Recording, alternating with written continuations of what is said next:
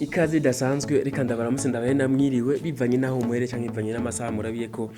ikiganiro cacu ni ku munsi wa gatanu igenekerezo ni rya gatandatu ukwezi no kwa mbere umwaka ni 2023 biba vyumvikana ko tuba tucibereye mu ntango z'umwaka ikiganiro n'inkino kuri plateau za Gitega Entertainment TV muramaze ko mubimenyera mu makuru yacu y'ikirundi ku munsi wa mbere ndetse no ku munsi wa gatanu aho tuza guhera mu bigenda bivugwa hirya no hino mu migwi itandukanye muri Primus League umamuru bega havugwa amaki muri Kaza United hose havugwa amaki aho hose muri Flambeau du Centre ubona ko ku munsi wa gatatu bari bafise urukino rwa kivandimwe turaza kurabira hamwe muri Mapinduzi Cup tuza kurabira hamwe ibigenda bivugwa mu mugwi wa Aigle Noir Club Sportif ndetse tuza kuva ngaho turabire hamwe mu mupira w'amaboko basketball ni playoff 2023 ubona ko guhera kuno wa gatanu baza kuba bari mu kibuga imigwi imwe ku ruhande rw'abigeme ndetse tuzo kurabira hamwe imwe migenda yiyubaka muri za transfer mu mupira w'amaboko basketball ndetse tuzo kurabira hamwe muri tennis mu gihugu cy'u Burundi mbegwa havugwa amaki turaza kurabira hamwe ndetse no ku mugabane wa Afrika inkino za CHAN 2023 beshi bakomeza kwitegura mu nkino za kivandimwe ndetse tuzo kurangiriza ku mugabane wa Buraya aho ubona ko bari mu kibuga Chelsea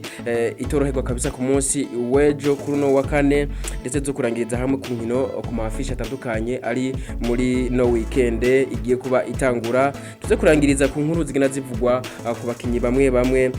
ku mugabane wa Buraya nuko nongeye kuba ikaze muri kino kiganiro cacu aho ubona ko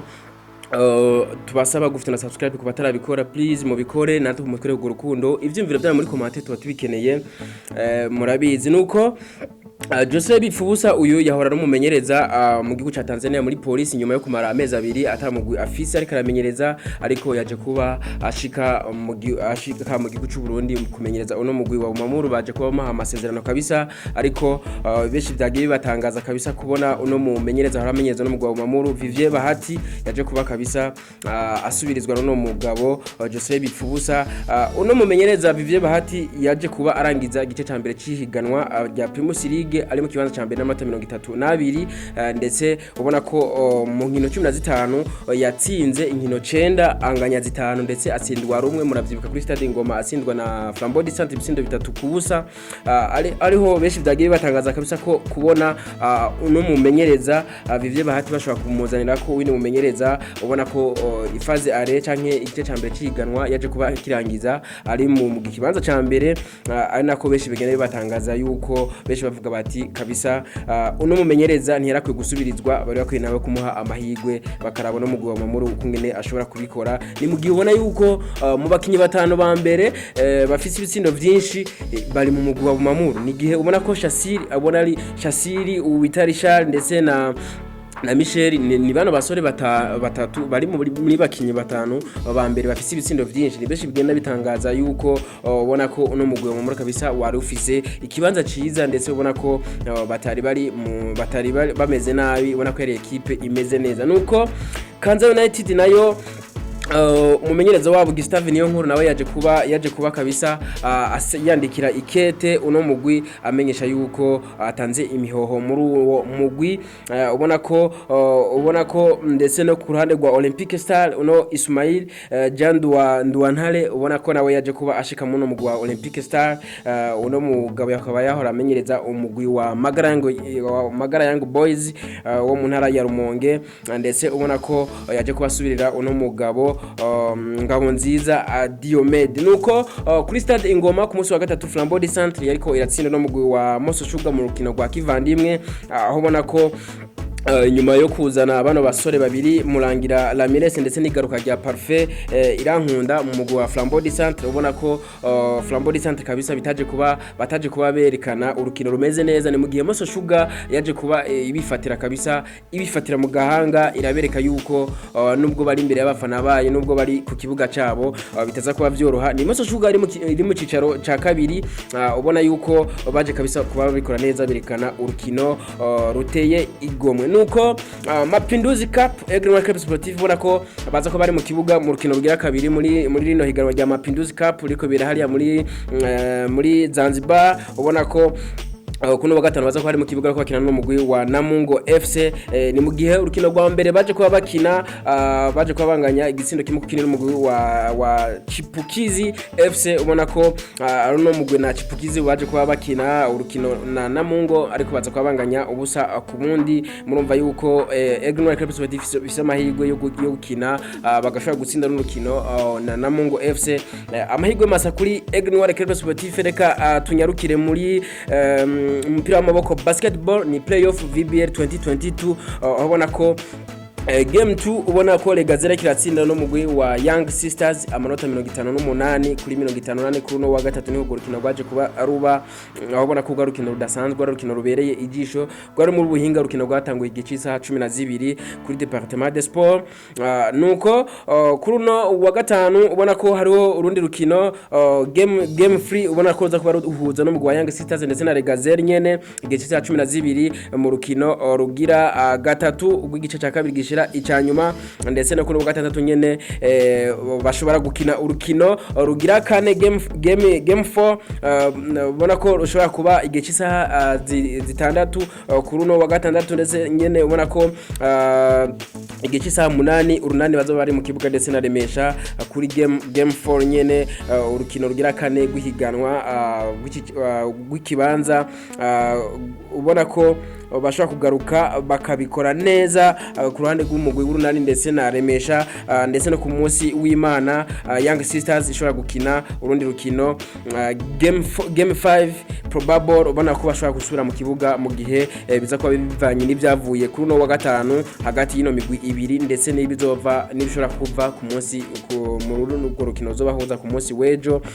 Ni mu gihe Remesha n'urunani bashobora gukina nabone urukino rugira gatanu game 5 probable nabone bashaka gusubira mu kibuga mu gihe bivanye nibiza kuba byavuye muri no rukino ruza kubahuza kuno wa gatandatu urunani ya Remesha igihe cy'isaha 8. Nuko twabwira nk'ivyo imigwi nk'urunani ikomeje kwiyubaka muri za transfer. Ubona ko baje kuba barukrita uno mukinyi ava mu gihugu ca Zambia no mu Elie ava mu gihugu ca Zambia ashobora yamaze kuba ashika mu gihugu cy'u Burundi mu gukinira no mugwi wa urunani baze kuba ino transfer yaje kuba kabisa ihezwa yaje kuba iba official. Yitwa Elijah Mukelabai uno munya Zambia yaje kuba ashika muri no mugwi urunani na Tigers do Makamba. Tigers Makamba none ashoboye kuba yiyubaka mu kuzana no mukinyi John Muninga aye ava mu gihugu ca Republika Iharanira Demokarasi ya Kongo ibukavu. Nuko twabwira nk'ivyo umumva ko imigwi imwe ikomeje kwiyubaka. Reka tungarukire muri tennis ni tournoi regional yiswe Zonors iza kuba itangura kuri no wa gatandatu hariya mu gisagara ca Bujumbura kuri Entente Sportive. Ubona ko guhera kuno wa gatandatu kabisa za ko bari mu kibuga.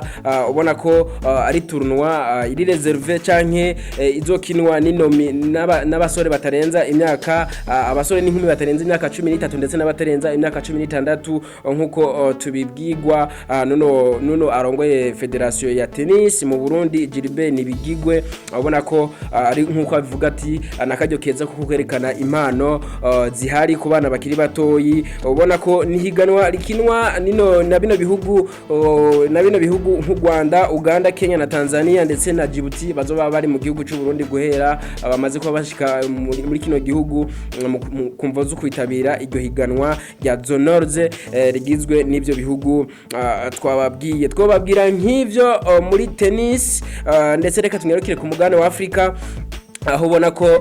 shani 2023 na 2022 ubona ko bashoboye benshi bagenda baguma bitegura agiye kuba itangura itariki ya igenekezo rya 13 gushika igenekezo rya 4. Ni mu gihe Uganda bwariko burakina urukino rwa kivandimwe kuri no wa 4 na Cameroon baje kubanganya igitsindo kimwe ku kindi. Urukino rwabereye hariya mu gihugu ca Tunisia kuri stade yitwa Chedri Zouiten Tunis ari mu gihugu ca Tunisie ariko murumva ko urukino rwaje kuba rurangira ari igitsindo kimwe ku kindi kuri iyo migwi yose nuko twababwira nk'ivyo gouvernement Capeverdien ni no gouvernement mu gihugu ca Cape ubona ko umushikiranganje wa mbere Irise Korea Silva uno yaje kuba ariwe wa mbere atangura kwemera atangura gutangaza yuko yemeye ivyavuzwe nuno murongozi w'ishirama ry'umupira w'amaguru kw'isi Gianni Infantino yaje kuba kabisa uno mushikiranganje wa mbere yaje kuba atangaza yuko yemeye ibisabo vyuno arongoye ishirama ry'umupira w'amaguru kw'isi uno Gianni Infantino ni mu gihe Gianni Infantino yasavye ibihugu byose gufata ikibuga kimwe canke stade imwe bakayitirira umwami w'umupira w'amaguru ariwe Edison Alante do Nascimento canke Pele baje uno mushiranganje wa mbere yaje kubatangaza yuko yemeye yuko stade y'igihugu ciwe ca Cape Verde igiye kuba yitwa Estadio Pele canke Pele Stadium FIFA Zurich nuko yaje kuba abimenyesha yuko yemeye urusabo rw'uwo arongoye umupira w'amaguru kw'isi twobabwira nk'ivyo nayo ku mugabane wa Buraya kuruno wa kane ubona ko bari mu kibuga muri Premier League june gira 19 ni Chelsea na Manchester City bari mu kibuga kabisa urukino rwari rutoroshe kabisa Chelsea yaje kuba yakira no mugwa Manchester City za kuba itsinda uno mugwi wa Chelsea the Blues igitsindo kimwe gusa nico cyaje kuba kiboneka kuruno wa kane mu rukino rwabahuje twobabwira nk'ivyo kuruno munsi wa gatanu urabona ko baza ko bari mu kibuga muri Liga Santander mu gihe rishiza kuba yakira no mugwa Celta Vigo Valencia yakira no mugwa wa Cadiz gihe cy'isaha 4 z'ijoro twabwira nk'ivyo ndetse no ku munsi wa gatandatu ubona ko Villarreal izoba yakira no mugwa Real Madrid gihe cy'isaha 10:15 ndetse Mallorca yakire Real Valladolid gihe cy'isaha 1:30 igihe cy'isaha 4 z'ijoro ni Espanyol Barcelona izoba yakiriye no mugwa wa Girona aho ni mu gihugu ca Espagne ndetse mu gihugu c'Ubutaliyano ni Fiorentina zo kwakira no mugwa Sassuolo ndetse Juventus yakire no mugwa Udinese AC Monza yakire no mugwa Inter de Milan igihe cy'isaha 3:45 ku munsi w'Imana Manchester City zo kwagira Chelsea the Blues ni muri FA Cup igihe cy'isaha 12:30 muri Liga Santander Almeria yakire no mugwa Real Sociedad igihe cy'isaha 9 Leo Vallecano yakire no mugwi wa Real Betis gihe cy'isaha 10:15 ndetse Sevilla yakire uno mugwi wa Getafe gihe cy'isaha 1:30 Atletico de Madrid yakire no mugwi wa FC Barcelona gihe cy'isaha 4 z'ijoro murumva ko dusubiye mu kibuga kwirabira inkino zihambaye n'urukino ruba turosha hagati ya Atletico de Madrid ndetse no mugwi wa FC Barcelona gihe cy'isaha 7:30 mu gihugu cy'Ubutaliyano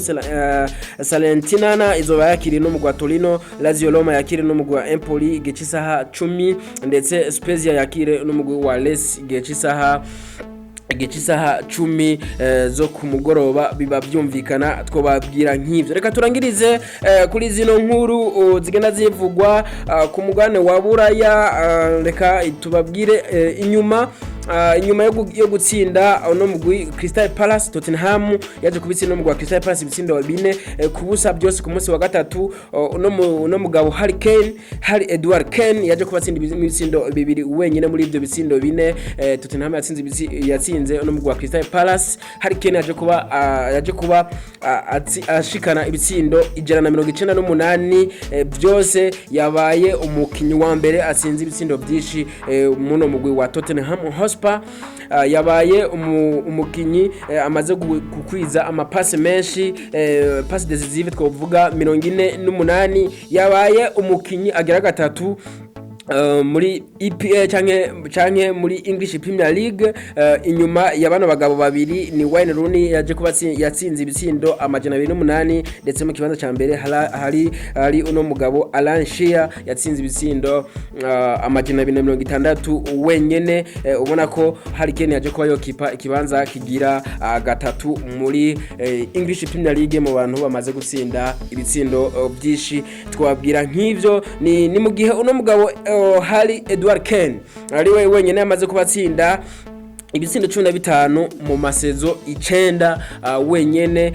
ni mu gihe ubona ko ari we wa mbere amaze kuba bikora muri English Premier League ashobora kubatsinda ibitsindo 15 mu masezo 9. Twobabwira nk'ivyo ubona ko bitangaje cyane kabisa zino statistique kuno mugabo Harry Kane,